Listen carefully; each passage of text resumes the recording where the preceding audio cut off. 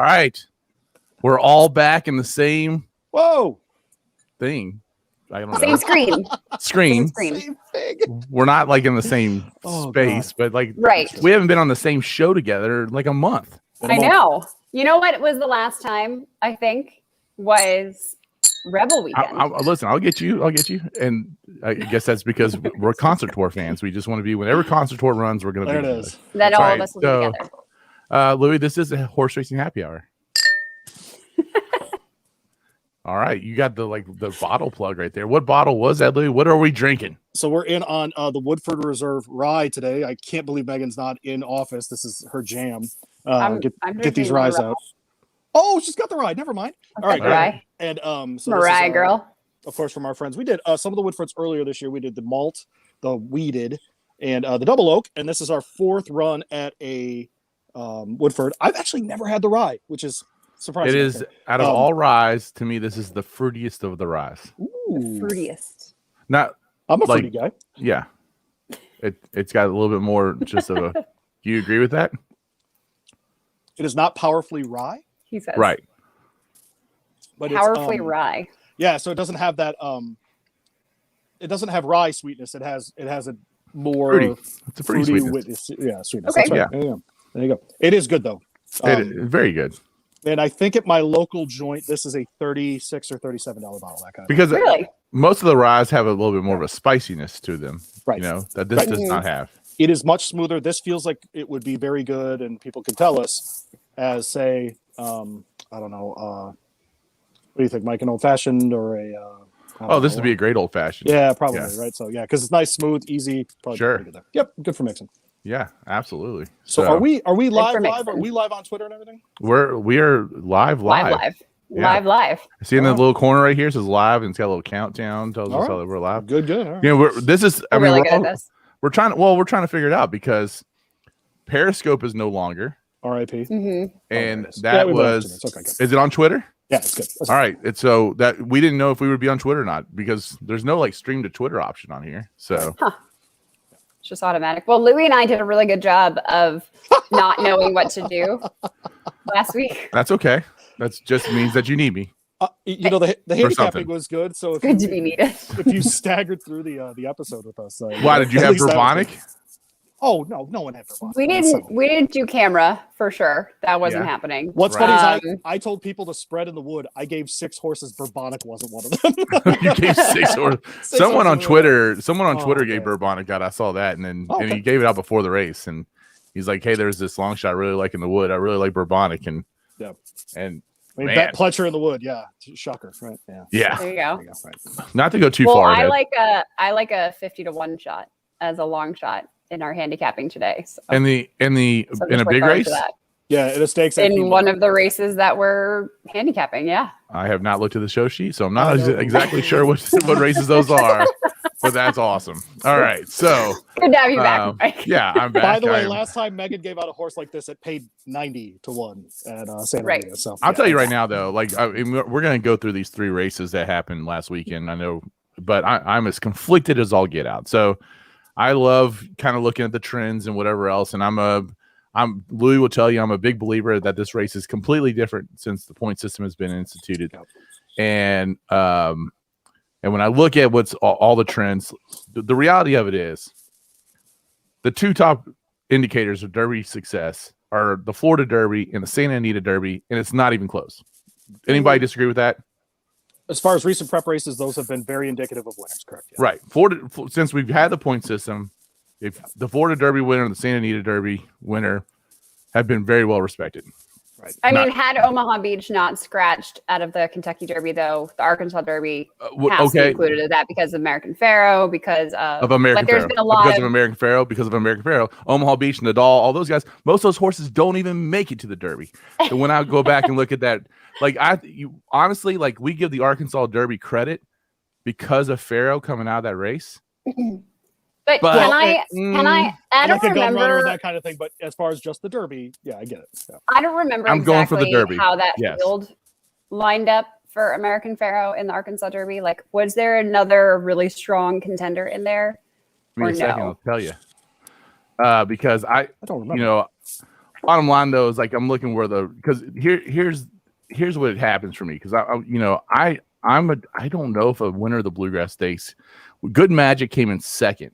Yes. And outside of that, we have had I didn't like that horse. No success Ever. out of anybody coming out of the Bluegrass. Essential Quality and Good Magic are pretty much the same. Well, the Bluegrass also was a synthetic race for a long time For too 10 years, in yeah, recent right.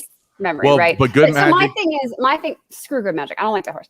But but my thing is like in the Arkansas Derby, potentially, could it be that there are actual fields that line up and like it's a competitive race at the long stretch that takes a lot out of horses, and therefore they get to the Derby and it's harder to win that race, whereas Santa Anita, you're racing against 4 horses, right, for the Santa Anita Derby. Sure, maybe. And then the Florida Derby, to its credit, usually has a pretty good field to it. So my argument doesn't really apply there. But you got not as long as Oaklawn for sure. That's true. Yeah, not at Gulfstream. It's like tiny compared. Right. So here's the last couple. Charlatan won, and of course Charlatan didn't race in the Derby. Charlatan, and neither did Nadal, and that was because we had 2 of them last year. Right. Omaha Beach, which I was all over that horse. You can tell Louis. I mean, He probably would have won the Derby. That was my horse. Yep. Yeah. Magnum Moon, Classic Empire, Creator should have won. Right. Creator, not so much. Pharaoh, and Pharaoh beat Far Right and Mr. Z that year, by the way. Well, that was bad then. Yeah. Wasn't that great field? And then the year before that was Louis' favorite horse. Danza. Baby. Let's go. Danza. Oh, Danza. So everybody's favorite horse. Let's go. So literally, like, going back, Curlin won this race. Yeah, okay. Lawyer Ron, a Fleet Okay. Alex. Really, you got to go all the way back to Smarty Jones. Mhm. But I'm only looking at, since this has been a points race thing. Okay. And Bluegrass has been dirt the entire time it's been points race. Okay. That's right. So, Yeah, because I think that was part of it. Right. Too. Like there was yeah, I think you're right. Actually, Something. I think I do remember that. Like them something going like that. It was for them to connected get points, they had to somehow. go back to dirt. All right, Yeah. I'm getting text on my personal phone. People, text the show. If you're watching, hit Mike up. Don't text me. No, Let's bring it up to the show. tweet, Well, tweet at us. tweet You at us. can Do the- Tweet it in so I can put you on the comments. screen. Yeah, exactly. Do the thing. I need to know. All right, Louis. So what are the comments there? That Danza anything just good? had a really unlucky Derby trip. Oh. No. No. Not- no. Danza's the all-time hype horse and all these things. That's cute. Stop cute. texting me. So then we go to the Bluegrass. More than Stakes. hidden scroll Like Uh, I hate. or I hate the- Tacitus. the next text is that Mendelssohn got a bad trip or something. Get out of here. Let's go. Well, like I want to yeah. like highly motivated. I really wish that highly motivated Essential Quality would not have gone in this race. I cannot wrap around a Bluegrass Stakes winner coming to the first Saturday in May and having success. Essential Qualities won all over the place. So I think 100%. I Here's the agree with that. issue Is that I think, and I said this in the text message, like that was a really tough race for those horses. And Was it? and both Chad Brown and Brad Cox are very talented trainers. So if anybody can get a horse to turn around and like repeat or improve on a performance like that, it's them for sure, or Bob Baffert. But like I felt like that stretch duel. The rest of the field, no. But those 2 horses, the way that they went at each other for 3-year-olds, like I think it took a lot out of them. And my concern is that they bounce coming into the Derby, which is an even tougher race. We And call it was that pulling the interesting. Gonzaga. I don't think that it was that he obviously was tired, but highly motivated, to his credit, didn't switch leads or in the stretch. He was on the wrong lead when he finished. So either didn't switch or he switched back to the other one. We'll have to watch the stretch run again. But Well, let's go ahead. Let's talk about this race. Let's go ahead and I'll pull it up had he here. been on the correct lead, could it have been a case that he would have pulled ahead of Essential Quality, who I loved, and it was a super ride by Luis Saez. Oh, I think I get what's going on here. Mike is just setting it up that he's going to pick Hot Rod Charlie because that's his horse. By the way, that is correct. That's all you're doing. That is all you're doing right now. I am picking. And you're not wrong, by the way, Louis. Sniffing you out, my friend. I am. I was on I like Hot earlier Rod Charlie too, for sure. There's no after reason this not to. weekend, though. After these races, I was like, okay, Concert Tour wins Arkansas. I'm all Concert Tour. Even though he didn't race as a 2-year-old, so he missed it by 2 weeks. Like I I was all over on the Concertor, but then I started thinking about it, and then we got the sheet that came out, Louis, that you texted out and that you also tweeted out. Yep. And I'm like, you know what? That is Hot Rod Charlie. The longer the distance, the better Hot Rod Charlie's looking. Can we talk about the race that's in front of us right now? So what I love to see is that Luis Saez, if you look at the jockey body language, which is so important, and every rider rides differently, but he's holding back essential quality much more so than highly motivated. I forgot who rode highly motivated. But, you know, Cohen won it, right? No, he did not ride highly motivated. 0% chance. Hold on. So, but at this point, they both start pushing. But what I like to have seen is that Luis Saez had more horse down the backstretch than highly motivated did. So he naturally has a quicker, a higher cruising speed, you know? So here, highly motivated is on the correct lead on the inside, which is his right lead at this point in the stretch. And at some point, no, Essential Quality is too. He's going to come up to him, and which is important because if you want your horse to be competitive in game, you've got to get close to them. Okay, so right there, highly motivated switched off. So it was just after the 16th pole, which to me, that looked like more of a fitness thing than anything else. He was tired, and so he switched off to that other leg for some relief, which I think is indicative potentially of, you know, is he going to be able to go a further distance if he was tired after that? Do you know what I mean? So what makes this such a tough ride? It wasn't a tough ride. It's just the two horses were head to head the whole time. And so at this point, then you got to give stock that highly motivated is a legit quality contender of a horse. Sure. And I don't think he is. You don't think highly motivated is? I think he's in that second tier of these Derby horses. Really? Because it's so interesting because I rewind back to our Breeders' Cup show where we saw highly motivated go 6 furlongs at Keeneland, right? He's the Into Mischief call. We liked him. And we all were like, oh, it's 6 furlongs. I don't know. Into Mischief typically stretches out, blah, blah, blah, authentic, the Derby, etc. And that horse freaking was one of the most talented performances that we saw. And it was just his first or second race or something like that. And so I feel like highly motivated is going to be a major contender in some of the toughest races in the US. I just don't know that it's going to be a Derby win. I feel like he's one of those. I feel like this horse wins the Travers. You know what I mean? Like has some time off, comes back, and like romps in the. That's how I feel about highly motivated. Or he's you know, he takes the Preakness off and wins the Belmont or something. I don't know. Like maybe not with that running style up front, but no, he has won there before. You talked about the final fractions theory, Mike, which is the Jenny Reese metric of, you know, essentially putting together which horses will fire in the Derby. Highly motivated checks every box, all 5 of them. So I'm just saying. So does Hot Rod Charlie, by the way. I understand. What I'm saying is he's not in a second tier. This is the new kid. Okay, drinking rule. You need to have a graphic for establishing drinking rules. Hot Rod Charlie. When you say Hot Rod Charlie, Hot Rod Charlie is the new King Guillermo. Must drink. Is Hot Rod Charlie a better horse than King Guillermo? Drink twice. Oh man! Hey, did you guys notice Field Pass is running tomorrow? Yeah, what's up? Oh man! I didn't say it. He's gonna lose badly. Oh, it's gonna be terrible.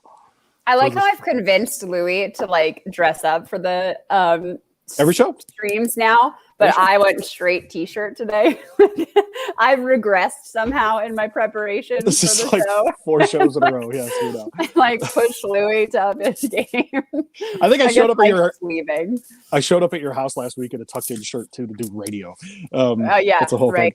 Exactly. Where did he drink his whole drink? Is that the problem? Is he coming to get rye? I actually don't know what's going on. Oh, there he is. What is happening right now? Oh my God. I'll just go get the pink jacket. I don't have. Did you just have a blazer lying around? All I have is like a sock. He's a man. Yeah. That's fantastic. I have a sock. Your dog's like, give me the sock back. All right, let's talk about another race that doesn't produce Derby winners. Let's talk about the wood. How'd you know that's what I was going to, Louis? Because it doesn't produce Derby winners. Does not produce Derby winners. So, huge upset. Yes, I guess. Anything to say here? I mean, I think this was it Louis? Didn't I say last week? I don't know what day is what now, but Wasn't this the day that I said, can we just not do Aqueduct? Like, I hated the whole card, You including did this ask race. not to do Aqueduct, and I would Right? be very serious. I played a ticket, but like it was a joke, and It just was such a tough card. Like, I gave 6 horses in this race. 6. I hated everything about it. So the fact that this was such a big upset, like, is not didn't shock me at all. Right. Because I felt like going into it, Louis and I even said we were like, and No, right. who knows? Yeah, no, that's right. Yeah, I said hit all if you can, but there's like 40 horses in this race. So yeah. Yeah, it's I really had expensive. 6, 7, 4, 2. Like, definitely didn't have the 3. So Right. Did you have the I 8? just no, No. I Not a liked Wavering Wavering. fan? She No. didn't. Yeah, I liked Wavering. I didn't. Yeah, Right. Yeah, We I were both mean, wrong. Look how far back he is. I mean, that's how bad this field is. And I mean, it reminds half. me. Look at the half. It reminds Yeah. me of the fairground. 50 Oaks. seconds. Jeez. Yeah. Oh, the Oaks race at Aqueduct was exactly the same. I think 3/4 was 1:16. Really? Was the track just playing slow all day? Or See, this is what I need to know because Search terrible Results races? wins the Gazelle, and it's super slow, and Irad's on her, and he's acting like it's not slow. Right. And I so- mean, maybe it was just really heavy. yeah, like- maybe, and that's why the deep closer wins here, right? Because look how Yeah. far back he still Yeah. is. Yeah. I mean, that's insanity. Look how far he comes up. For here. people, this is the kind of race that people who follow, like our good friend Doug Knockman, who we saw on Breeders' Cup Day, big horse player. Yeah. Shout out. Yeah, shout out to Doug. He's a track bias guy. Right. And so this is the kind of race that he hits in for that reason. And this, and like takes those, when he comes to the track, he comes with track biases from like, those are his past performances. Like it's just, was the track playing slow or not, closers, front runners, whatever. And then like takes that and uses it to handicap the fields for whatever race it is. So, I mean, maybe given the times, Louis, I think that's a good shout out. Like a good call by you, that maybe it just was so heavy and the track was playing so slow that it set up for a horse like that. Because I do like Search Because Results. in how the Oaks. else can we explain it? Yeah, right. And so but that kind of deep closing, we've talked about this really hard in a 20 horse field. So I don't know that. Especially when they tighten up the track so much on a Absolutely. big day like that. Yep. At Churchill. At Churchill for sure. Yeah. And so good win. Good for Pletcher. He's got another Derby horse. Shocking. And so he's having a heck of a year. Goodness More gracious. so, good for Kendrick Carmouche. Yeah. Do you think Who he'll is stay like on? an awesome guy and doesn't get the first tier horses all the time. So Do you think I he'll hope, get them out? I don't know. Maybe. Yes. It would be Because great, I don't right? think that nothing against Calumet Farm. I don't think they go into this being like, we're going to win the Derby with this horse. You know what I mean? So I feel like you just let the guy have the ride. You know? It's a good payday if you hit 5th. I mean, Christ. Yeah. Right? I mean, so yeah. No kidding. Yeah, absolutely. Well, all right. But Joel Rosario did ride the horse too. So, and won on him. So we'll see. But he probably has some other mounts, I would think. And I think we're going to see this. I think the Santa Anita Derby is going to produce the wise guy horse this year. The undefeated Rock Your World. Who Is was this gonna switching over from turf. Well, is this going to be the wise guy horse? Is this the Danza of 2021? This is the. Oh my God. Is Danza's drinking world now? I think so. I mean, am I I wrong, think Louis? so. Louis, does this not smell like the wise guy horse all over? Well, it was. I just remember people calling into shows last year and being like, "What's that horse that's training on the turf of Florida?" And they're like, "Solo Volante," and they're like, "Yeah, that's my horse." And I'm like, "Why? What are you doing?" Monte's a drinking rule too. Yeah, I know, but I'm like, "What are you doing, bro? Like, you don't have to do that. It's okay." The thing about this that you're going to notice is that first fraction was under 22.5. That's a fast quarter. Yeah. And Santa Anita translates to Churchill Downs. It just does. And so, wise guy or not, this is a good performance. That's a 46 flat half. I mean, they're moving. So that's slowing down to 23 seconds in that second quarter, right? And I mean, goodness gracious, that is a fast. think it's He's out front. important He's gone. To note too that I also hated this field.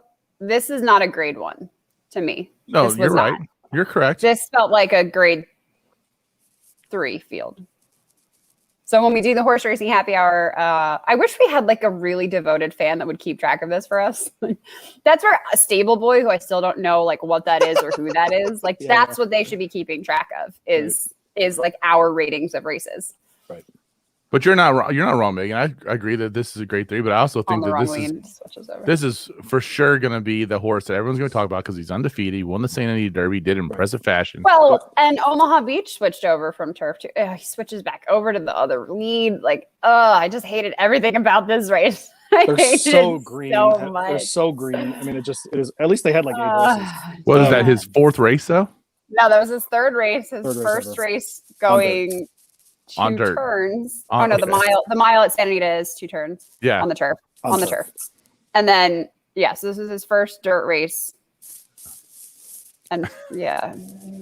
Yep. Wow. It's that kind of year, guys. I mean, like it feels like the race where you either single or you spread, and the Derby's going to be one of those races. Is this like a Animal Kingdom Giacomo year? Right. Is that what we're looking at? Is that possible? That like it's starting to feel that way because the question we've never asked. If essential quality bounces and concert tour, whatever, then yes, it does feel like that. Right. And then do we think this is a good 3-year-old crop of colts or not? We haven't actually asked that question. I thought it was about a month ago, and now I'm starting to question it again. Mike does this every year, by the way. And then that's not wrong. Mike in January is like, I feel like we're gonna have a good field here, and then he gets to April and he's like, do all these horses suck? Like all of them? Are they all terrible? I want to be clear. I don't think essential quality sucks. I think essential quality is going to be a decent horse. I just, history says he's going to win another Grade 1, right? You feel that way, at least, right? History says his path is not the path that's going to produce the Derby winner. Yeah. Okay.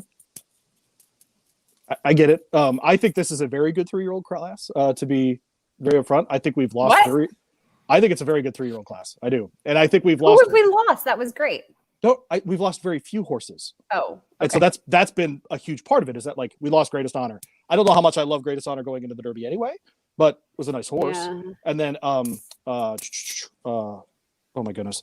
And frankly, we've lost better horses on the filly side than we have on the colt side. So like Moonlight Dior is better than any colt that we've lost, for example. Right? I mean, as far as fillies go, I mean, like, So it's deep in thought, but not hesitantly agreeing with you. Well, because I hate agreeing with you, so I'm trying. And I'm not happy about it. Yeah, right. I'm trying to search for my argument somewhere in there, but I don't have one, which is unusual. So I think it's not unusual. I think the thing that'll happen is we won't be shocked by the winner of the Derby, but we will be. It'll be like what was Patino's horse that ran second. Like Celtic Pride, or I don't know what his name was. Some Dallas Stewart horse runs second, and like, just hits the board for no reason. And so there's your final fractions theory. That is from Jenny Reese at Trackside Jenny, JENNIE. Who put this together? No, this is not from Jenny Reese. It's from her theory, but this is Ron Flatter from VSiN out in Las Vegas. He did the math on all of this and put those things together. Your text messages up. I know. I gotta get off that. Hold on. I don't need to see you like that, man. Oh, come on. Come on now. All right, back on it now. We're good. And so essentially at the bottom, he gives all the footnotes of what wins the Derby as far as during the points era, before the points era, the last 20 years, etc. And there's an idea of the last furlong, the last 3 furlongs, etc. that horses run in their prep races coming into the Derby really matter. Right. And the Beyer and the Brisnet speed figures side by side. And so if you notice, Bourbonic's numbers are off the charts, right? Oh, no, that's Rocky World, right? Rocky World. Yeah. There you go, Mike. There's Rocky World off the charts. He's the wise guy. He's the wise guy horse. There you go. I think Mandaloon's the wise guy. Like, it's been super quiet talking about him, Right. I mean, he's still a pretty good horse. And it's because it's the what have you done for me lately thing. And it's just been, he's going to train up to it, right? So... The other wise guy might be like the King, who's got a bunch of nice numbers, but they're all on synthetic. And then guys are like, he's just Animal Kingdom, you don't know yet, that kind of thing. Like but that's what wise guy horses are. It's Danza, Megan. Danza. I don't know. Where did Danza finish again? I don't know, 12th. Yeah. I'm telling you right now, the more I like, I just think Hot Rod Charlie gets better. No. Danza finished. No. Danza was in the money. Finished third, I think. Okay. Actually, yeah, he finished third. He's not like Mendelssohn or Whitmore or any of those other DFL horses. Yeah.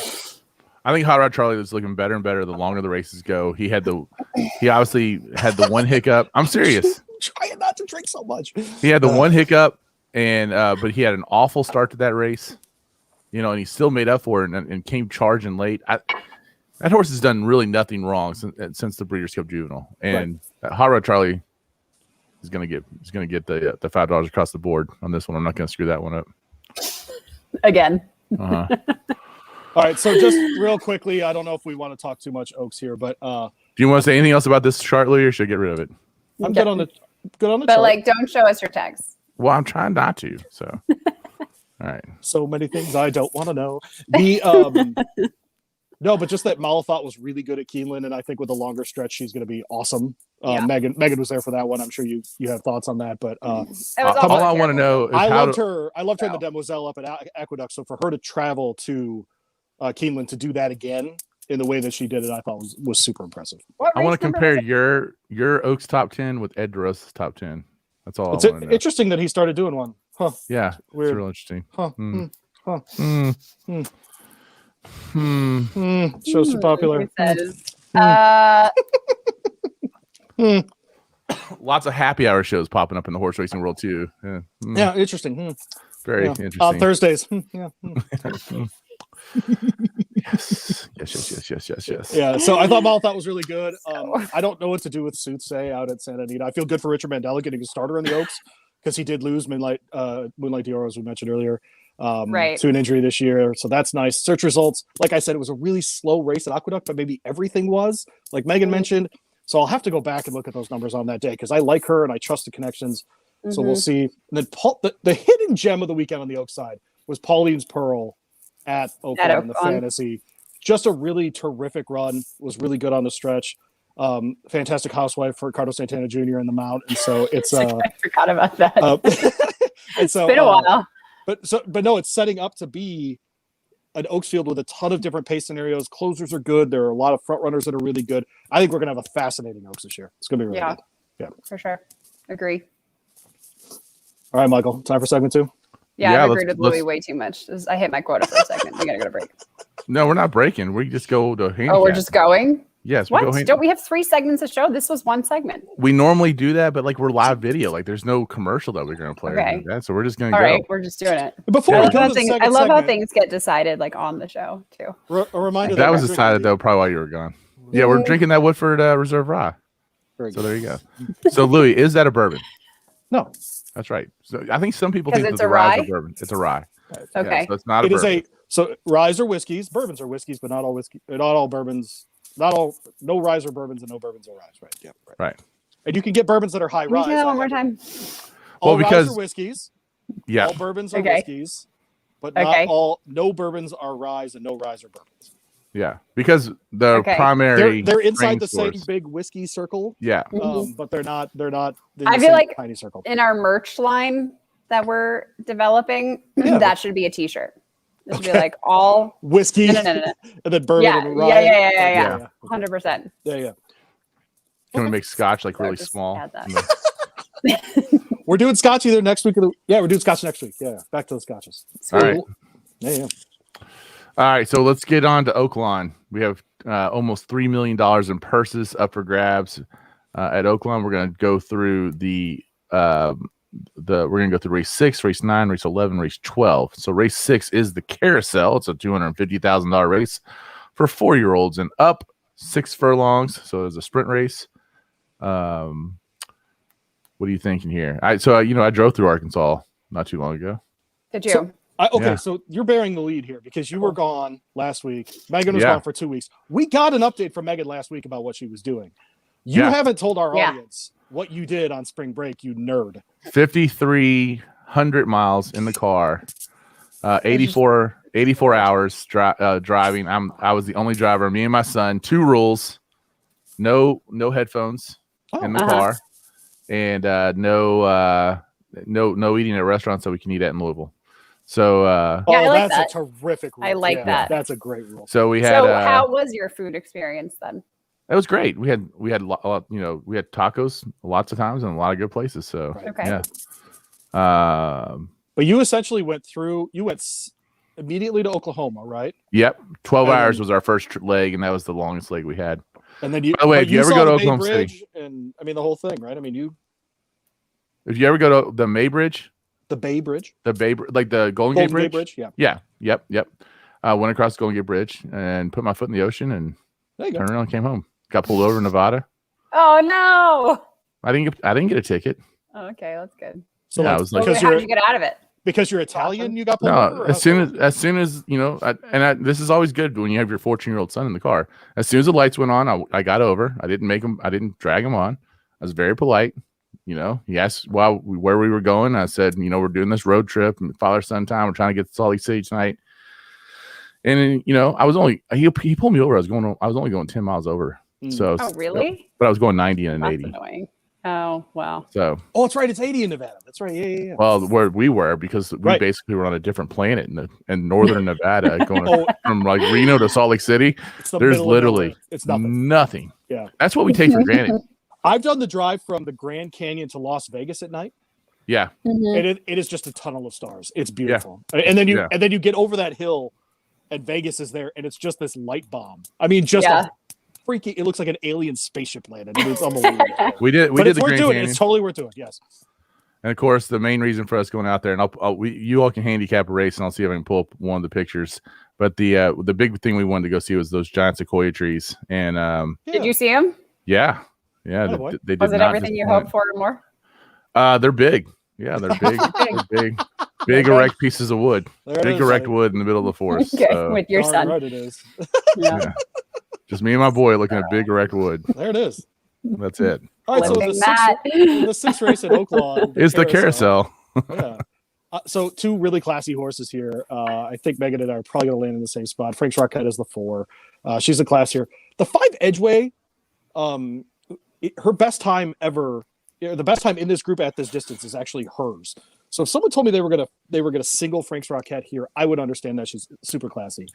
But I do think you need to include Edgeway here. So I'm 4-5 in this race. Megan, do you have Frank's Rockette in your pick 4? I'm probably going to single Okay. Frank's Rockette. I actually think there's one classy horse here because there's one graded stakes winner here. There you go. Edgeway finished second in a grade 3, whereas Frank's Rockette finished first in grade 1s. Or no, No, I'm sorry. she's been in grade 1. She finished grade second 2s, right? in grade 1s multiple times, but she's a Right. grade 2 winner. Yep. She also, they thought enough of her, by the way, and she went off at To run like against the just guys. 5-1 to run against the boys in the Breeders' The Cup Breeders' Cup. sprint.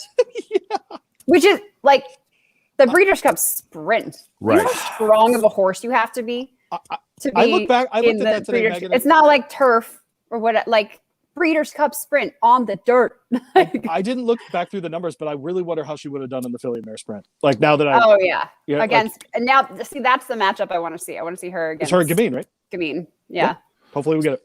So our For boy sure. Brett is agreeing with us, by the way, that we need to have a Yeah. that bourbons ain't rise. I like the bourbons ain't rise. If it said class on class and bourbon ain't rise on the other side, I think that'd be pretty No, it's solid. 2 different shirts, Mike. There You you have go. to. Two different shirts. it's- All right, yeah. $40 a shirt. Let's go. All right, let me show you this real Pay for our quick. drinking habit. This is not one of the. This is like one of the baby sequoia trees. Oh, where did it go? Come on Oh, now. no. man. I don't Your wanna- text messages again. There- no, that was the show sheet. Oh, good. Erect wood. Yeah, there it is. See, there's Rocco, who's not. He's not a little He's a dude. tall kid. He's a Yeah. really tall guy. He's like 6'. And there's the Wow. that is a younger sequoia tree. It's not like the General Sherman or the Right. General Wow. Grant tree. That's awesome. All right, so there's our signs Cool. for today. There you go. Yeah. All right. So yeah, Check. it's all done. So we're both all over Frank's Rockette there, and Yep. moving on to the next one, which is going to be race 9, the Oaklawn Mile, which is a $400,000 race, 4-year-olds and up. 1 mile, of course, on the dirt because that's Oaklawn. And Louis, who do you like here? So the reason I put in how much the purse total was at Oaklawn was because this is a listed stakes, and the field in this one, because it's 400K, is very fun and very interesting. Megan's making a face, maybe not. Okay. I No, think. I'm not. That's just my Oh. face. Sorry. That's just, now I'm an asshole. All right. So so this looks like a grade 2 to me, Megan, is where I actually landed on this. I think grade 3. Okay. I'm really excited. There's a couple of grade 2 horses in here, but overall, it feels like a grade 3. Last year it would have been at least a grade 2. Yeah. And so You won it Tom's last Day- year? Tom's d'Etat, yeah. Oh, right. Yeah. It was a loaded. Again, For sure. but that's being Put up- improbable. put up the money, people will show up. And so Yeah. I'm really excited to see By My Standards again. Agree. We watched him run so well in the Ali Shiba here at Churchill Downs, and I just think he was so tired after running just a brutal schedule last fall. And so I like the time off. His 5 furlong workouts look really good. He's an include for me. He's the 6th horse in this race.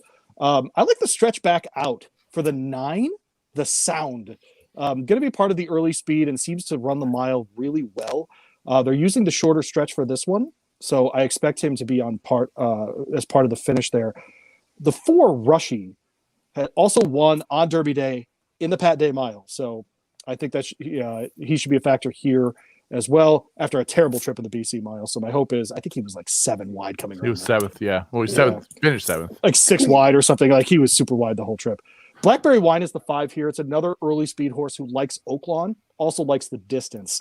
He's an include for me too. I'm throwing Wells Bayou on my tickets because if he wins and I don't have Wells Bayou on my ticket, I'm going to feel like an idiot.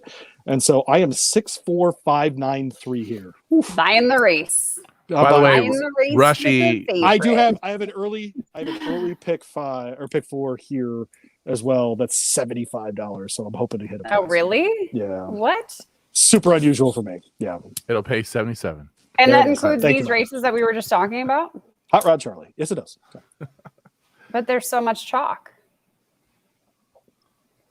I think the maiden race after in the 7th is not chalky.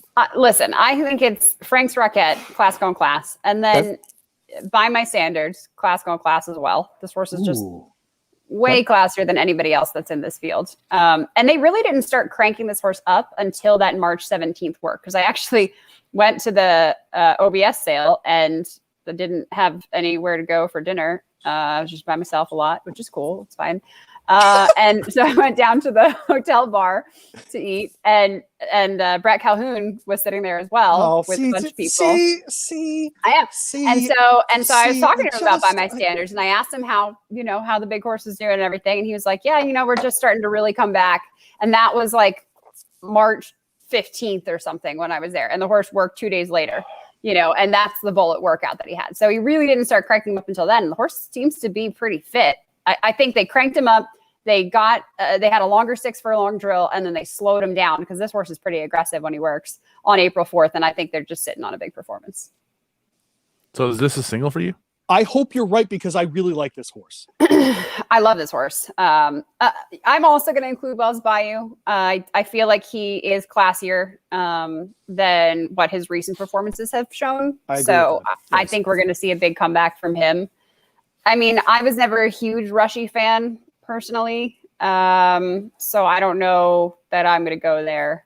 He is 1-for-1 at Oaklawn, by the way. I mean, the other horse that it's like, if I decide to get a little crazy with my tickets, I will probably add Gunnet just so that I can burn myself for like the millionth time with this horse. With Gunnet, yeah, that's right, correct. There was another Steve Asmussen horse that reminds me a lot of this one, and I don't remember its name, but like I kept giving it a chance.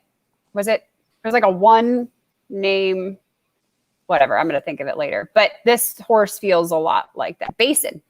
Oh, Basin, yeah, for sure. This horse feels like Basin, doesn't he? Or Danza. So is it like the Stop with the Danza? You fall in love with them as a 2-year-old, and then as a 3-year-old, they don't do anything? 4-year-old, they don't do anything? Or they're good at 3 and they're not good at 4, that kind of thing. Sure. So by the way, my pick 4 starts at race 6. It's 4 and 5. If you just single, it makes it a $37.50 ticket. That's actually really doable. Absolutely. And then I have 2, 5, 7, 8, 9, then 7, 8, 9, then 3, 4, 5, 6, and 9 in the last. Okay. Okay. And then if you shorten that one up with By My Standards? That's what I'm saying. If you did that with that one, then it's 36. Yeah. If you single with Frank's Rockette, right, it's $37. But if you single both, it's $15. $15. There you go.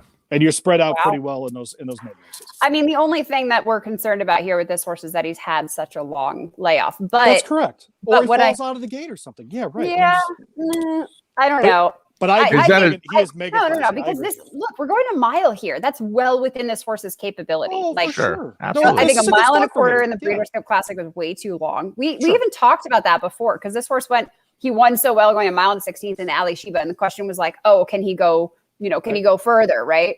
And then he comes back into Clark, which was a weird race, which Bodie Express won, and finishes 7th, and it was like one of his worst numbers to date.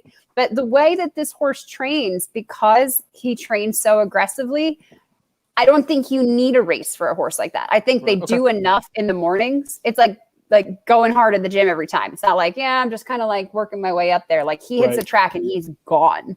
And so I think the layoff for a horse like that just doesn't concern me as much. Got it. Well, That's where he has his success, right? When he goes a mile and 16th, mile and 8th, the shorter 2-turn races. I mean, technically, he's never won at a mile, but he's never raced at a mile. It seems like it's still 2 turns. Yeah, he's never raced a mile. But it seems like at least in his 4-year-old year, the mile and the 16th was really where he wanted to be. So I think the mile is right. Yeah, coming back at that. Especially if you are coming back off a layoff, I'd rather you go a little bit shorter than try to come back at where you were. Do you know what I mean? Like then step it up to a mile and an 8th or whatever. I want to remind people I started this conversation with. I'm really excited to see by my standards that it turned into me like besmirching him somehow. Keep going. By the way, and I'm like single. The only time that he lost at a mile and 16th, guess who beat him? Who? Improbable? Gun it. Oh no, that was a mile. Gun Are it. you serious? Oh my god. But that was by my standards. So I have to play Gun It now. Yeah. That's so. Awesome. There you go. All right, so let's move on to race 11, which is Count Fleet Sprint.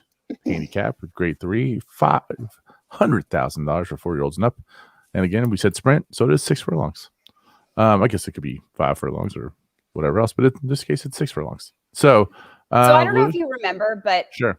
I said when we talked about the hot springs, it was the only time I picked Whitmore, and I said that, and I said Whitmore doesn't win when I pick him.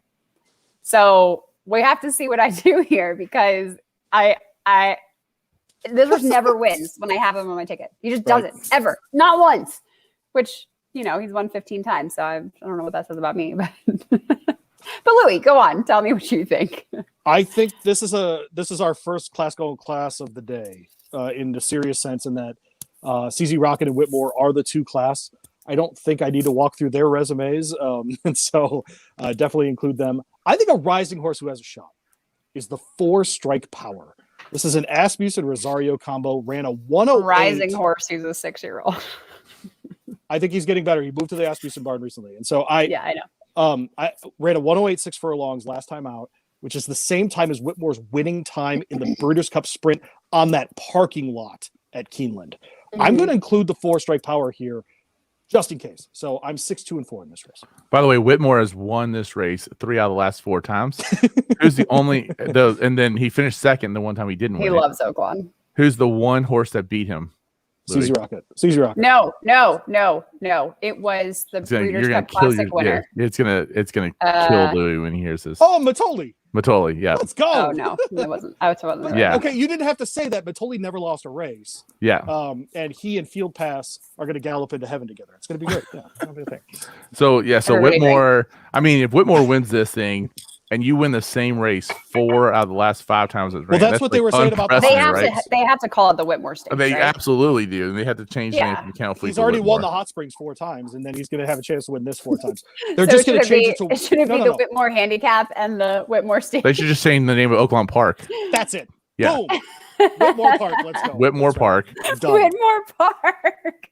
And you should work in the name of the town. So like it's the Ramoket dirt course of or Whitmore like Park. Hot Whitmore Park. Oh, I like that. Oh, let's go. The Whitmore dirt course. I like it. Everybody wants to name a city in Arkansas after him. And that means I'll never win a race again on it. They could have a bougie dirt course. They could have a bougie dirt course and give it a name. That. Oh, that's what I'm talking about. Are there any dirt courses? The Ramoket dirt named? course, right? Megan, that's a great question. I can't think of one immediately. Okay. Oaklawn. I don't know. Louis buys Arlington. Get on it. Louis gonna buy Arlington and then he's gonna name the dirt course. He's gonna change it back to dirt. Dirt back that's to not dirt. there. Yeah. Go back to dirt. Yeah, right. Exactly. Good luck with that.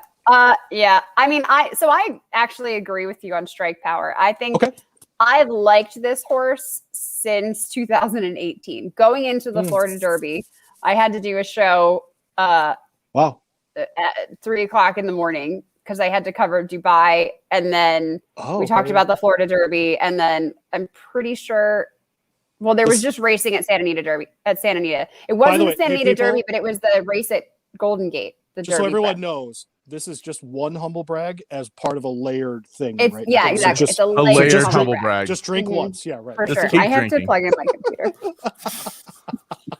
Why doesn't everybody just take a drink break? Okay, everybody just drink while what I is plug it? What in is this show? computer. Honestly, I don't what know. is this show? Bleep show. Oh man. I thought you were gonna take a break, and so I could plug it in then. No, so but you didn't. So strike power. I thought even then was really impressive, and I think he was just stretching out like around that time for the Florida Derby. The past performances only go back to that, so I can't tell you for sure. But I remember watching some of his workouts, and like this was a super impressive horse, and he was impressive in his races too at shorter distances, and that was the question mark for him. So I'm glad that they tried a couple things. They went 1 1/8 on the dirt, and then they tried him a mile on the turf, and then they tried him short on the turf and whatever. But this is a horse who you look at him, he screams dirt sprinter. Right. And you're right. I think, and Mark Henning is a very good trainer. It's a Speightstown. Yeah, it's a Speightstown. Yeah, exactly. Yeah, right. It's a Speightstown. But you get to the Steve Asmussen barn, and he just is able to get these horses to produce big races. The races that they should have been producing. He is the 6 furlong. You know what I mean? Book for sure. Yeah, yes, absolutely. Yep. So this feels like the breakout race for Strike Power. And it's Joelle. Joelle has interested been to see, unbelievable this year. I don't know that this horse is going to go off at 5-1.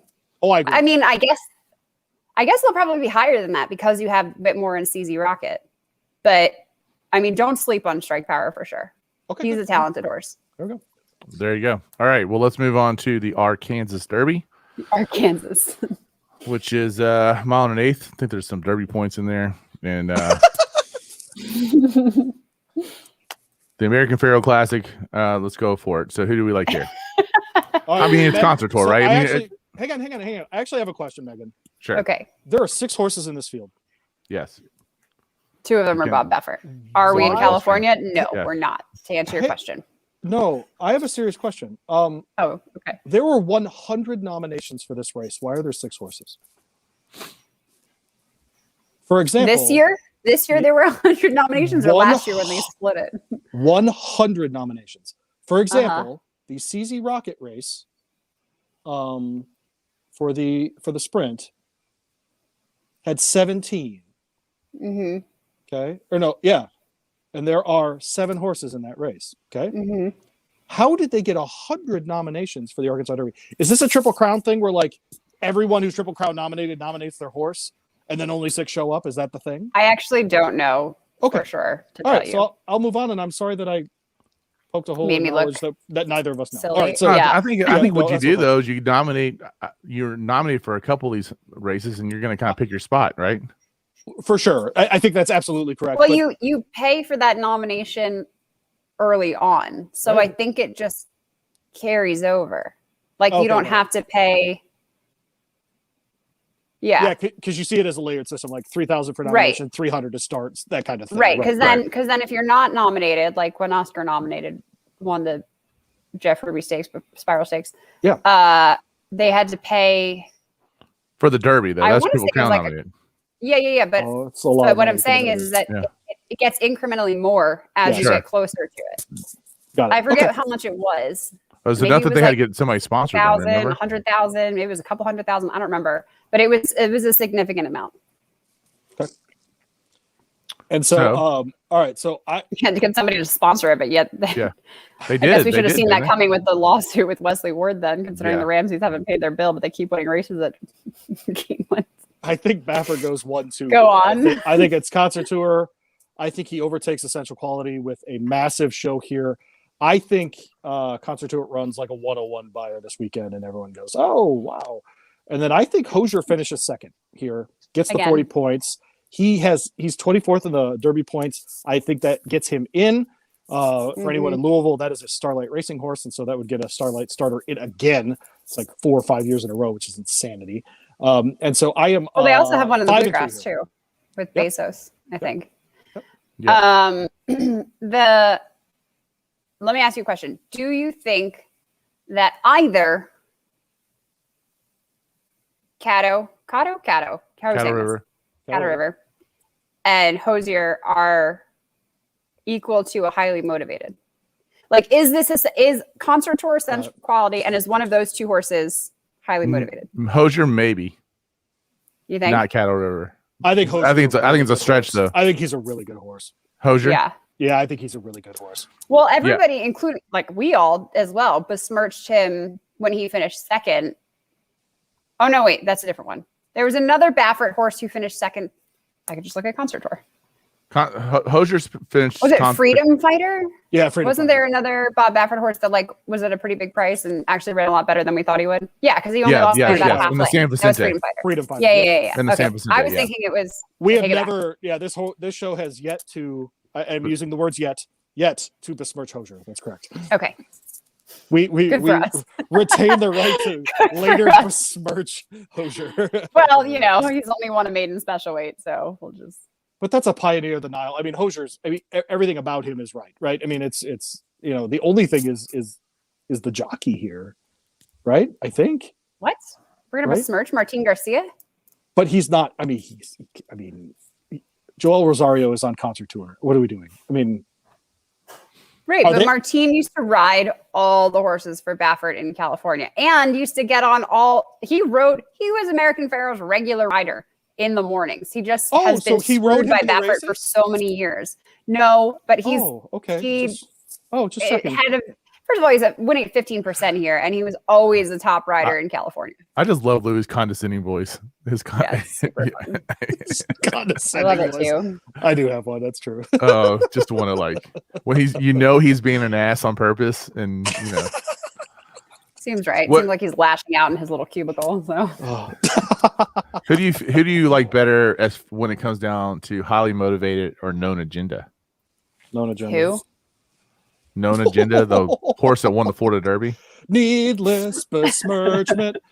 All right, so here's my late pick 4 at Oaklawn. It is 127, then 246. I'm at a single with Concert Tour 5, and then 14578, $22.50. Which is about all you're going to want to spend, because I don't see this paying a lot. If Concert Tour wins, you got to stay in the low 20s. You have to stay. Yeah.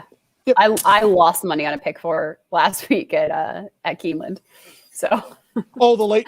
I have to say, the late pick 4 was. I am awful. not going to mention his name, but someone in the media in this market was bragging about hitting the late pick 5 at Keeneland, and it was like $30. It paid $46. Yeah, settle down. And you know that they spent more than that. And Mike knows exactly who it is. Yeah. Like, no. Hey, when you win, you got to celebrate. I think I lost like $10 by winning. So yeah, no, that's right. Yep, that's right. Nope, doesn't count. All right, so let's. There you go, Mike. At least my $22 ones pay $25. Get some. That's right. What's up? Yeah, that's right. Let's move on to Keeneland. So we actually want to talk about a couple races at Keeneland that are going to run on Friday because they've got 2 big ones. Yep. They've got race 7, which is the Limestone Turf. It's $100,000 listed stakes, 5.5 furlongs, so a turf sprint here for 3-year-old fillies. And who do you like here? Are we doing kind of quick picks, or are we doing full on? Yeah. So I went 8, 11, 9. Okay. So I have Campanelle on top with Joel Rosario and Wesley Ward. Wait. Yeah, okay, this is Friday. I was like, how is Joel going to be in both places? He's getting the blinkers on, which is fine. Wesley Ward hits a 10% with that. But I think more importantly is just the fact that this horse was undefeated coming to the U.S. First start in the U.S. was the Breeders' Cup Juvenile Turf at Keeneland. And, I mean, that was just super tough. This horse still was about 4-1, 5-1, whatever. So they liked it fine. And then finished 4th with Frankie Dettori aboard. So I think coming back this year, this is a better, stronger filly. And I think the workouts are solid for her.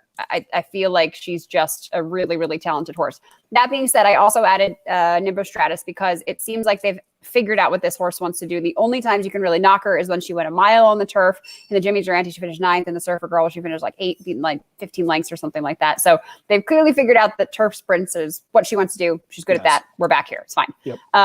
She is going to step up in class, though, from the allowance levels, back up in class. And then the 9 Going Good has less experience than both of those horses. And this is the first, it's not a great stake, pardon me. This is the second stakes race that this horse is in, finished second last time behind Windmill. And that was on the dirt, but the better races for this horse were sprinting on the turf.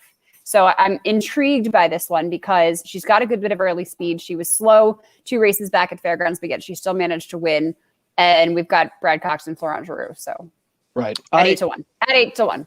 I'm happy to hear this from Megan. We disagree about the horses, but I think you and I both agree 8-5 on Campanella is really ambitious, if you will. And so, especially in a turf sprint for young 3-year-old fillies, horse you didn't mention that I really like in this race is the 10 Alda. I knew you were going to say that. I love you too. And so, second in a grade 1, and that horse has gone on to win another graded stakes since then, in Lady Spice Fair. And a grade 1 at Woodbine or where? No, traveled one at I think at Gulfstream actually in the championship meet. And so and not a grade 1 to be fair, because that's the reason why I didn't include this horse, because it's Woodbine. Last time, fine, you're going a mile at the Breeders' Cup Turf. Also, the grade 1 second place effort for this horse was at a mile. Right. And I just don't know that the Woodbine listed stakes race is good enough to beat the other horses in here. In which case, you're really looking at a maiden special weight win at Belmont being the most competitive race this horse has been in. Sure. And I don't know that wins this one. I will say I also like New Boss and I like Toby's Heart. So you and I are totally different on this race that way, but we both have the 8 up top. So to me, I wrote down on my notes, it's either a single with the 8 or you really do spread here. We got then the grade 1 Maker's Mark Mile for 4-year-olds and up, 1 mile on the turf. Field Pass Invitational. And who won this race last year, Louis? Ooh, grade 1 mile. Not Bricks and Mortar. Does Megan know? I don't remember. War of Will won this race last year. Oh, okay. That's right. This was second turf race. Yep. And then and Wise Dan won this race, right? Didn't back he? to back. That was going to be my next times. name. Yeah, 63 times. Twice. Dave. Yeah. Like top 3 horse for me. Favorite horse. And everyone else, yeah. Yeah. So who do we like here besides Field Pass? I actually like a few horses. So there's a bunch of nice horses in this race. I think grade 1, Megan? You certainly have a lot of horses that competed in grade 1s. This is a grade 1. You only really have one grade 1 winner in here. I don't think it's a grade 1. I think this it's feels grade like 1 minus or a grade 2 plus. It feels like a grade 2. Okay. Because I don't think that it was a grade 1 field. The only horse in here that's, I'm looking quickly, that won a grade 1 is Hit the Road. Right. And I don't think that field in the Frank Kilroe Mile was a grade 1. That felt like a grade 2 or a grade 3. Okay. So this feels like a grade 2 or grade 3. Okay, whatever. So the 8 Raging Bull coming off a layoff for Chad Brown, not a problem. I read Ortiz, whatever, comes from off the pace. So he does need help up front. Yep. Interestingly enough, the only 2 really bad efforts for this horse recently were the Breeders' Cup Mile, which was tough. Finished 10th, whatever. That was what was it? Order of Australia won that race, right? Yeah, so that was a really competitive field. And then the other one was the 4-star Dave at Saratoga, which was won by Halliday, which if you remember, that horse like walked the dog on the front end. You know, like that was no closer was going to close over that speed. So I'm going to excuse those 2 races, in which case this horse has run some really, really good efforts. And I actually correct myself. He has won a grade 1. He won the Shoemaker Mile at San Diego still. Yep. California grade 1 on the turf. I don't know. And the Hollywood Derby, by the way. Yep. And the Hollywood Derby. Again, California grade 1 on the turf. You know, so I feel like California turf speed though. I mean, yeah, anyways, we've talked about Hit the Road before because that was Dan Blacker's first grade 1 win. Right. And he's done a super job with all his horses. Terrific job with this horse. Oh my gosh. Hit the Road is developed terrifically. I think he's going to include rain is heavily in the forecast for Saturday.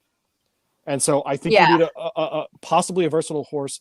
That could be Sacred Life, the 4, who's won on a good turf course out at it. And I get it. It was not a great race. It was in Monmouth. But the horse is capable. I think he has a chance here. And I do love Raging Bull here. He actually ran a really, really good race last year here in the Shadwell Mile at Keeneland. Yeah. Oh, finished third in this race, actually. He won the Shadwell, I think. Yeah. And so And so it's a bit of a layoff, but Chad Brown, this has Chad Brown written all over it. And so 2, 8, and 4 for me here. I think you have to look at the 5 too. Like he's a little bit more of a wise guy horse. Yeah, he is another closer too. Yep. But he seems to have steadily improved since coming to the Brad Cox barn. He was a horse trained by John Gosden, who obviously does an excellent job with his horses. And so, he also has very good stock. And so I'm a wee bit concerned, I guess, that this horse is not going to race with Lasix, but he didn't race with it overseas. So maybe that gives you some comfort. Right. I like the fact that he's getting back to the straight mile rather than the mile and the 16th mile and 8th, because I think that was too far. So I feel like this and the mile and a half and the mile and a quarter that he ran over in Newmarket. So does Durain have a chance in Durain? Yeah. Okay. Yeah. Bad joke. Yeah, he's run on soft. He's run on good. I mean, but that's what I mean. That was my next point. He's run on wet ground in the UK, and he also ran on good turf at fairgrounds too. Which, for that turf course to be considered to be a little bit softer, there's got to be a lot of rain. Yep. So I feel like you include him again, another horse at 8-1. That's a bit of an outsider, but he makes some sense here, especially if there's going to be a pace set up for Raging Bull, which I think there probably will be. Got it. So by the way, Mike, just before we move to Saturday, in race 10, I think the 6 Floris, who is a Ben Colebrook, Corey Lannery combination, 12-1. I think that first time starter, I think that horse is live. Just throwing it out there. Last race of the day. I think Ben Colebrook is 0 for 35 with first time starters. Yeah, this year. So you're saying that he's due? No, but historically he hits it. Saying there's a chance. Historically, he hits it like 12 or 15%. Yeah, something like with firsters. Okay. All right. Well, then let's move on to Saturday, and we'll see who's right, Megan or Lee. Race 7 is the Ben Ali Stakes. Go ahead. No, just Ben Colebrook. Hey, man, shout out. I like you. Megan doesn't. Keep going. No, No. You said no. You said no. I said first time starters. If we're gonna besmirch trainers like Richard Mandela and other guys that like let horses find their feet and whatever, they're not. I mean, he's like 12% for first time starters. I can't think of who else. You know what I mean? There's those guys that are like they never have a first or win. Colebrook's over his last 35. He's hitting at 8%. I just looked. He's hitting at 8% the last 5 years. That means he's way over 10%, except for the last 35. Keep going, Mike. Yeah, now Louis wants to have a Stewart's ruling and suspensions report from the LA Times. No, all right. Okay, here we go. Race 7 Saturday at Keeneland is the Ben Ali Stakes. I don't think Megan knows what that is, but keep going. you would have said to read LA Times, so I tuned out. Because I don't read it. I don't know what it is. Yeah, right. No, I don't click on it because I don't feel like I should give them the decency. $150,000 purse. So 4-year-olds and up, a mile and an eighth.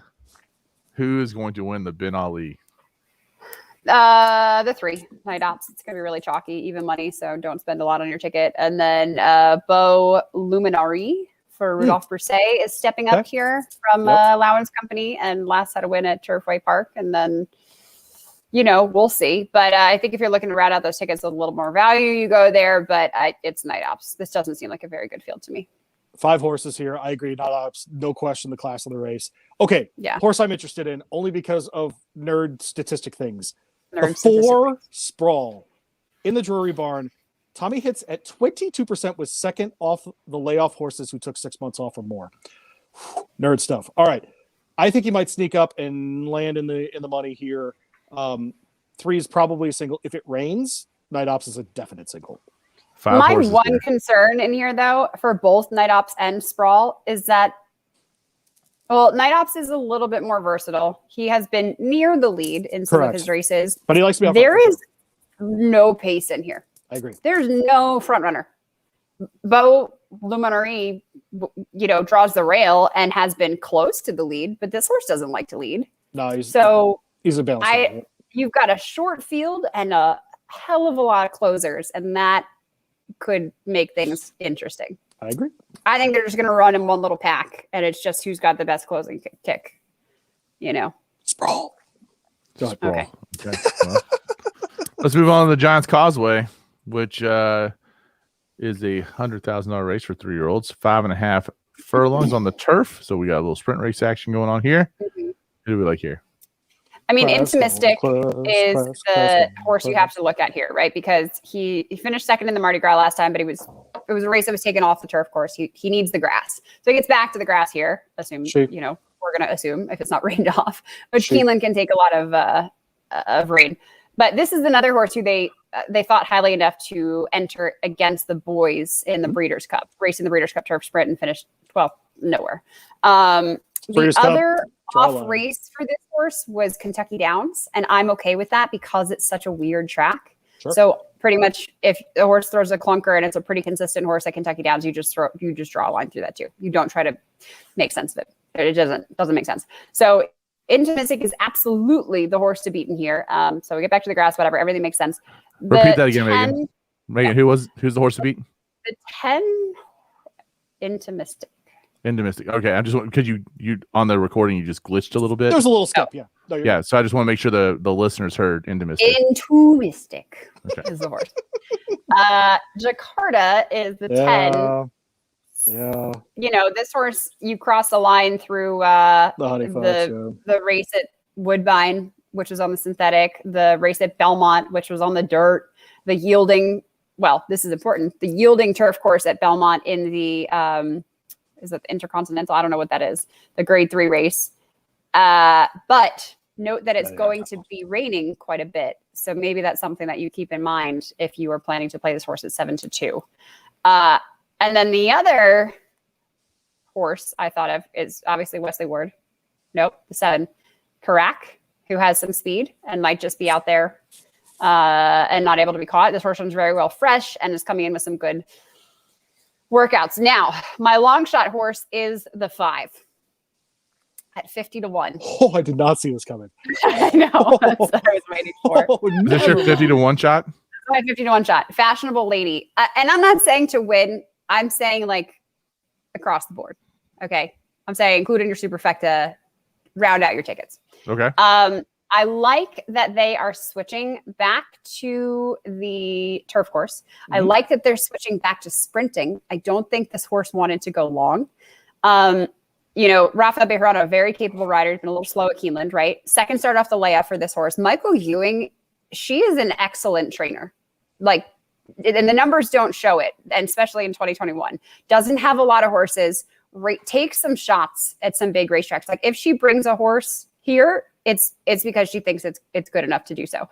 But I really feel like if this race kind of falls apart, the numbers that this filly ran at Churchill Downs in the maiden special weight, which she won on debut at 32-1 without Lasix. And then the allowance race where Florent Giroux got aboard, she finished 4th. The number that she ran in that race was still good enough, I think, to compete with some of the horses in here.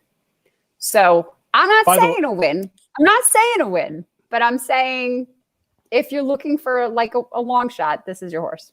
All right. I love that the best speed figure for this horse was at Keeneland on this course, right? And finished second by a neck on a good turf. Likes the soft going. Also that. Yeah. No. Louis loves it. Louis so excited. He loves this. All right. So Megan, the horse she didn't mention is LZ, who has beaten Intimistic twice very recently. And so LZ won 3 of her last 4. The one she lost was in 2 Intimistic. I'm going 1-3 in this race. Am I the only person who has a problem with Giants Causeway having a race named after him or her? Hey, Megan, do you know where Giants Causeway is? Giants Causeway is named after the horse that raced in Europe, though. I get it, but it's named after a place. He stands so, at Coolmore. Did he race in the But U.S. too? he raced one time in the United States. He raced at the Breeders' Cup at Churchill Downs one time. And did he win? No. And that's the thing. Like, I don't we have enough horses that race at Keeneland that we can name races after. Yeah, but as a sire, I mean, come on. Come on now. Nope. Okay. All right. No. So that's to your point there, Louis, where it's all about Keeneland, it's all about the breeding and the sale. They don't care about racing. What are you doing? Okay. So all right. Yeah, no, this is very Keeneland to just be like, hey, he's had a lot of kids who are successful. Why does Dan have a race named after him? Yeah. I thought he did at Churchill, doesn't he? Why is it at Churchill? Shouldn't it be a Keeneland? No, you know what? It's in Woodbine. He's got one in Woodbine, doesn't he? Well, I feel like he should have a race named after him at Keeneland. I agree with that too. Well, or at every racetrack in America. All right, so where is Giants Causeway? Also, I'm losing my mind. Where is Giants Causeway? It's in Northern Ireland. I'll answer everyone's question. Okay. Okay. It is a collection of basalt. It looks like there's a bunch of pillars together right next to the ocean, and they make bushmills up there. I was correct. Have you been there? The Wisedan's at Churchill. I have not been to Northern Ireland, and I thought that was like a long humble brag on your part. Nope, I'm not like you. Okay. Yep. I know. I know you're not like me, Louis. The Wisedan is at Churchill. It is, right? Yeah. On Derby Day, right? Okay, that makes sense too. Yeah. No, it's actually not. What? The Wisedan is in June. Oh, okay. So it's but it's at Churchill. June 26th is at Churchill. Yeah. Oh, then it's on Steve Foster Day. Yeah, Foster Day. It's Foster Day, probably. Right. Yep. That seems a little late for Foster Day, though, doesn't it? Because Foster Day is usually very close to July 4th. Yeah. Foster's Day is always Father's Day weekend. So Saturday, Foster is always on the Saturday before Father's Day. 100%. I don't know about that. I always try to get out. I try to get my wife out there. I'll Google it. You keep talking. Okay, but when I'm right, I'll mention it. I'll mention it. All right, so then we'll move on to race 9, which is the Stone Street Lexington Stakes. How many Derby winners have come out of this race, Mike? Probably actually a lot. One? No, what? If you go back to like the 1800s. Oh yeah, no, I'm not doing that. But recently, no. Is this? It's a 10-pointer though, right? Years. Yeah. Yeah. $200,000 race, 3-year-olds, mom and 16. By the way, June 26th this year, Stephen Foster. Keep going. All right, I didn't say this year, but historically, it's on Father's Day weekend. Okay. I don't know when Father's Day is this year.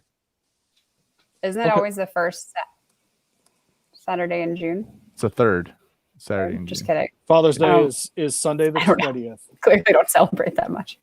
So it's the weekend after Father's Day. Keep talking. No, but historically, it's not. Okay. So historically, the Foster's on Father's Day weekend. Just take the L, bro. It's okay. That's not an L. I was right. I will fight you to the death on that one. That is historically, it is on Father's Day weekend. I'm just gonna take a nap. Wake me up when you're done talking about this. So who do we like in the Lexington Stakes? Lots of people. Will the winner race in the Derby? No. No. I mean, I think Proxy is definitely the horse to beat for Mike Sidham, which bravo to him for having, so many good Godolphin horses now. It's nice to see him do well with those because he's a great trainer. This horse is 0-for-3 in 2021, which I know Louis doesn't love, but he's run a couple of really good second place efforts in some important races like the Lecompton, the Risen Star, and whatever behind Mandaloo and Midnight Bourbon. It's kind of been those three horses, in fact, in the top three down at Fairgrounds. But I mean, I don't love the horse, but I think it's the one to beat. I don't like this race entirely. I think Swift Shore, stretching out for the first time. It's an Uncle Mo, so it feels right for him. He's undefeated for Steve Asmussen. You get Irad Ortiz aboard. He's had some time off. He's taken his talents to Oaklawn Park from Fairgrounds. Like, it feels right for him. And at 5-1, he provides some value for you. I don't love Bezos for Bob Baffert. Drayden's gonna, team up with him once again now that he's moved his tack to the Midwest. But I don't know. His numbers are just quite a bit below what we're used to seeing for a Bob Baffert horse in a Kentucky Derby prep race. So 8-1 feels right for him. All right, so I have Proxy on top, so Megan's wrong, and I had Proxy on top too. No, but you told me I wouldn't like him, and I think you look past. Right. Well, it's just because you don't like horses that don't win in the year. Yeah, that was like 6 months ago, but you haven't paid attention. So so Bezos is in this race, and you're wrong about Bezos. He's going to run a huge race. Classic Everybody Bob keeps Baffert saying here. that. I don't know. He feels like the buzz horse. Okay. You guys aren't girls, so it's not. It feels like to me, like in Mean Girls. Aren't girls. No, it feels like in Mean Girls when our audience, they're like, I've seen this movie 50 times. Trying to make there's a 40% chance that's already ring. You think Bezos is fetch? I think Bezos is fetch. Oh, that's a terrible comparison. Yeah, I do. No, I do. Bezos is like wearing sweatpants once a week. All right, so by the way, Lacey Sherber is the hottest one out of that. Not close. Not close. I didn't know there would be so many. You guys would really love the Mean Girls. She's the hottest one out of the group. I didn't know. Who would you go with on that one? It's her. Gretchen. She's the hottest one. Yeah, that's Lindsay. Yeah, that's Lacey Chabert. Lacey. It's Yeah, Gretchen, yeah. then the main Rachel character. McAdams? No. Amanda Seyfried. No. Lindsay Lohan. Lindsay Lohan is that's her peak of Then. hotness. Yes, Then. that's her For peak sure. of hotness. Is that Yeah, movie? Yes. that's not wrong. She's pretty perfect in that movie. Moving on. Yeah. So I really like Hockey Dad in this spot actually. So I think he'll like the Wait, distance. I like in the overnights where it said hockey dad and then in parentheses S. Like it was like hockey dads. Right. Yeah, right. We don't know. Questions? Sorry. This horse was raced 5 times. You can't read the past performances of the Right. overnight. Like, come on. I like that the horse wins on all kinds of surfaces. This is such a classic Doug O move with Doug O'Neill. Just why not? I got Mario Gutierrez. Let's go. Has only one California bred race allowance races. Continuing. That's it. Oh, I agree. Yeah, this is a great field, Megan. Just check. No, okay, I just hate checking. this All right, field. so yeah. Oh, interesting. I like that you just said that, which is why Bezos could win. I can Or do go with that condescending Hockey voice, Louis. I'm not gonna stop doing the voice. You should probably get used to it. And so I'm 7-3-6 in this race. Sure. How many times? Stephen Foster was on Father's Day weekend on the 2019, 2018, 2017, You're still 2016. looking that up? No, I'm just letting you know that Oh my it's God. typically on Father's Day weekend. Not this year. Take a no. I didn't say it was on this year. I just said it seems late for the Foster, which was correct. Just keep going. All right. The Coolmore Like Jenny a Wiley, beginner, which like, is a you grade guys 1. hurry up. Let's talk about the Jenny Wiley stakes first, and you can go do All whatever right. you want to do. I gotta feed horses. Not a grade 1. I gotta go take care of my goats. Were those my carrots today, by the way? Were you? I think so. Yeah, Yeah, dope. I Good. think All they right. were. Yeah, Fireball really appreciated that. He loves Nice. carrots. Holy bleep. He yeah. loves carrots. Yep. All right, Julie Yeah, big Foxtrot, go. No. No, no. I think This is a great race, though, right? This is a good race. It's a great I like betting this race. race. It's a great Yeah. betting race. I think Micheline deserves a good look in here. Yep. She certainly has to show her stuff against tougher company because her best races have been like grade 3s and listed stakes races and whatever. But the numbers that she's run have been very, very, very good. And I mean, bet against Louis Science is winning at 45% in your own peril. Yep. So definitely that one for me. I'm going to give Mike Cinema a shot in here. The 2 for Chad Brown seems like the obvious choice, right? Because this horse, like, shipped out to California, didn't run as well. It's okay. Second start in the U.S. They gave it some time. Obviously needed to mature. Now she's a 4-year-old filly. She just needs some pace to run at. So I feel like Chad and Irad are going to do what they do when they team up together. So it's probably going to be that horse at 5-2, which is not going to be very exciting at all. And Juliet Foxtrot, I don't know. I mean, she's just been really disappointing in a lot of races for me. So I feel like I don't know if I'm willing to give her another shot in a race like this. She Yes, her loves recent Keeneland. races Yeah. have been good. She does love Keeneland. I'll give you that. And she her won on best that race- yielding her course best at races have Pimlico. been here. She won on some that of her yielding best course at Pimlico. So if it's a crappy day, she might actually be your pick here. Yeah. Yeah. Tyler's getting back aboard. He's never won on her before, but Right. obviously is a very capable rider. So I don't know. I feel like this falls more the way of the Chad Brown horses. I mean, even Etoile, right? Like she's getting a Very lot nice less horse. distance. Yep. She's been running 1.25 miles for the past 2 races, and that's very tough to do. And she's also been running against, I mean, the Woodbine race, the Dance Smartly, right? Isn't that what she was in? Theodora B, was that also a Chad Brown horse? I can't remember. She was a really nice horse, whoever Yeah. it was. Right. And so the races at Woodbine, I know I besmirched it earlier, the EP Taylor and that grade 2 are some of the best races that Woodbine has. Oh, And on the they turf for attract- sure. Oh, And yeah. they attract, not just local horses. So those I think you give a lot more credit to. I just feel like they've really put this mare in some very, very tough spots, including the Gamely, and she's been favored and hasn't performed as well. But this feels like, again, where we see her get to where she should be. She should have won a big race already, and she did. She won the EP Taylor. It's a great one, but I feel like we get back to that winning form here. All right. So Megan didn't mention the last 2 horses in this rate. You get Maxim Rate, who's the 5 with Umberto Rispoli. We're on the turf. Like La Signora the 6. Does anyone know the significance of this horse? This is your long shot. The first ever Louis Longshot, La Signora. I'm punching all in this race. And I'm hoping that that people can't really figure out what they want, or they try to single or do something else. I have an $18 late pick for even punching everybody in the last race. And so that's what I'm going to do. By the way, I want to talk about Woodbine because they're shutting Wood. They're The provincial government. Ontario's on lockdown anyway. Well, they're letting the harness track run, but not the thoroughbred track. Seriously. I want everyone in Kentucky to listen to me right now. Let's figure this out. Monday, Tuesday, Wednesday, Turfway Park.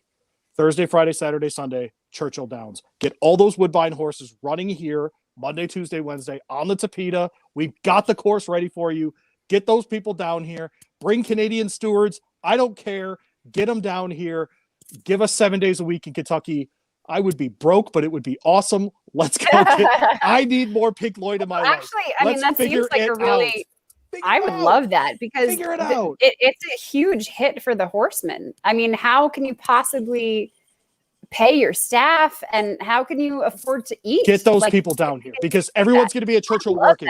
Our people are going to be at Churchill. Bring everyone who's there to Turf. Love that Let's idea. Figure it out. I'm serious. There's a ton of hotels right there. Let's just figure it out. Let's get those people down here. I put it out. I think people thought I was kidding on Twitter. I'm totally serious about that. That Tapeta course, it translates everywhere. Get those horses down here. Let's go. I'd love to see them. You're from Michigan, yes? Right? So Michigan's numbers and Canada's numbers are tracking the same. Yeah, why is the socialist medicine world of Canada and the Michigan, the Democrat, put everybody in bubble wrap? Why are we having this second spike? What's up here? I have no idea. Second? Is it third? Like third? I don't know. They're having another spike. I mean, Michigan's having their highest numbers ever, and Canada is on pace to get there like really soon. So Ontario. I will tell you, everyone thought that you could mitigate viruses. As we say on the show, virus going virus. Like we don't say that. Oh, we don't say that? Okay, just check it. But virus going virus. Like they just go. They don't care what you do. You can't keep people at home and then like expect it not to virus. It go virus. That's what virus do. What do you do with people? Like even California is like, we're opening in June. It's like, okay, then what is Ontario doing? Get those people. Chip Bach, I know you're watching. Get on this, man. Get these people down. I want Pink Lloyd to run a Turfway. Well, Megan, oh my God. both your co-hosts will be 2 weeks. Will be 2 weeks more than 2 weeks after their second shot when you see us at the Oaks. So that's right. You too? I thought you were not. I caved. Mike and I got our first shot on the same day. He sprung it on me on the show. You guys you did it together? No, he drove to Litchfield. I got a phone call from one of my clients that, hey, we got a shot for you if you want to come over. And I was like, oh, I guess I'm going to go take the shot. We opted for the buttocks version together. And so we were bent over. We did like this double needle thing. Yeah. It was kind of a I gotta go. Double-sided needle. Super kinky. It was good. It was really nice. All right, you're going to need to go feed some horses. We're going to get out of here. We're going to pay the tab. We're going to get out of here. I hope everyone has a lot of good betting. Enjoy your Woodford ride this weekend. Oh my gosh, when are we going to change this song? This is the best. No, it's the worst. I hate this. We'll see you next week on the Horse Racing Happy Hour.